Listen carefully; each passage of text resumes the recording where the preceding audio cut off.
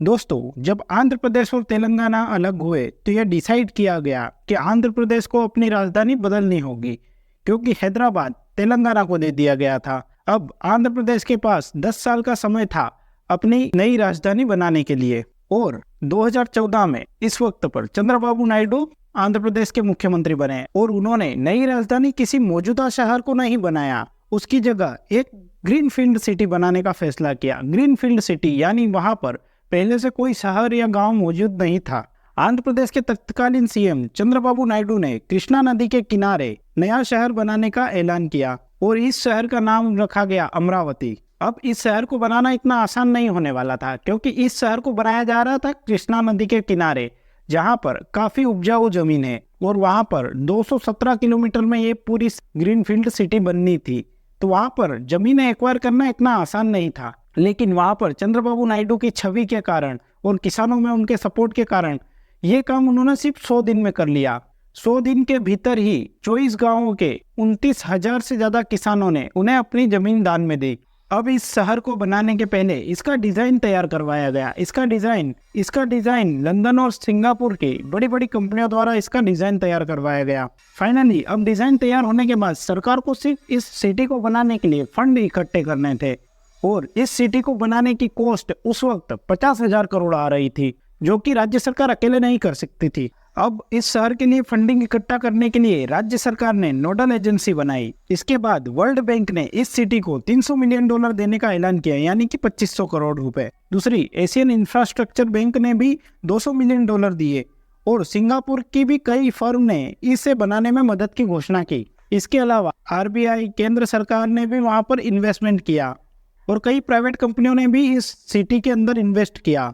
अब इस शहर को बनाने के लिए 3 फेज तैयार किए गए। पहला फेज कोर कैपिटल एरिया, यानी कि जहां पर विधानसभा, हाई कोर्ट वगैरह जो भी बड़े कार्यालय होंगे वो कोर कैपिटल एरिया में होंगे, इसलिए पहला फेज था कोर कैपिटल एरिया। दूसरा फेज था इसका कैपिटल सिटी। तीसरा फेज था कैपिटल रीजन। और अब इसमें 9 अलग अलग जोन बनाए गए और 22 किलोमीटर लंबा रिवर फ्रंट भी बनना था। बड़ा ही खूबसूरत शहर प्लान किया गया था और आखिरकार अक्टूबर 2015 में प्रधानमंत्री नरेंद्र मोदी द्वारा इस अमरावती शहर का शिलान्यास हुआ। बिल्डिंग्स बनने लगी, रोड बनने लगे और 2019 तक इस प्रोजेक्ट में 10,000 करोड़ रुपए खर्च हो गए और कई बिल्डिंग्स भी अब बनने लग गई थी और टेम्परेरी विधानसभा, टेम्परेरी हाई कोर्ट वगैरह सभी यहाँ पर बन चुके थे। लेकिन 2019 में कुछ ऐसा हुआ जिसकी वजह से ये अमरावती शहर देखते ही देखते खंडर में तब्दील हो गया। 2019 में चंद्रबाबू नायडू चुनाव हार गए और जगन मोहन रेड्डी सीएम बने। जगन मोहन रेड्डी ने सीएम बनने के बाद दिसंबर में ये ऐलान किया कि अमरावती को राजधानी नहीं बनाएंगे। जैसे ही उन्होंने ये कहा, देखते ही देखते सभी इन्वेस्टर्स ने अपना पैसा निकालना शुरू कर दिया।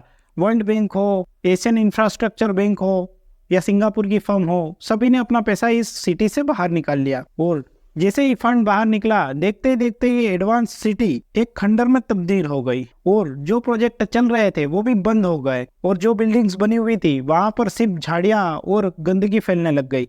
और जगन मोहन रेड्डी ने ये ऐलान किया कि वो अमरावती को राजधानी नहीं बनाएंगे, बल्कि 3 राजधानी बनाएंगे।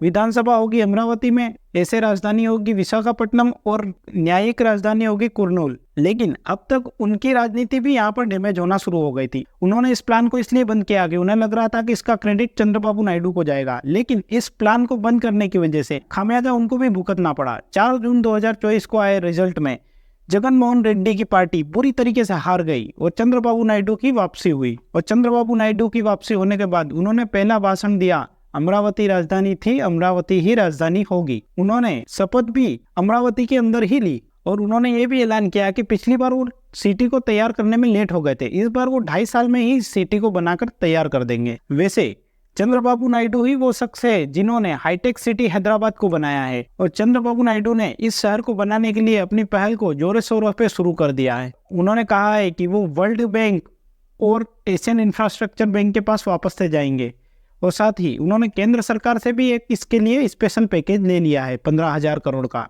अब इसका काम वापस से शुरू हो रहा है। उम्मीद है कि उनके इस कार्यकाल में यह शहर बनकर तैयार हो जाएगा। ये शहर इंडिया का सबसे एडवांस शहर होगा।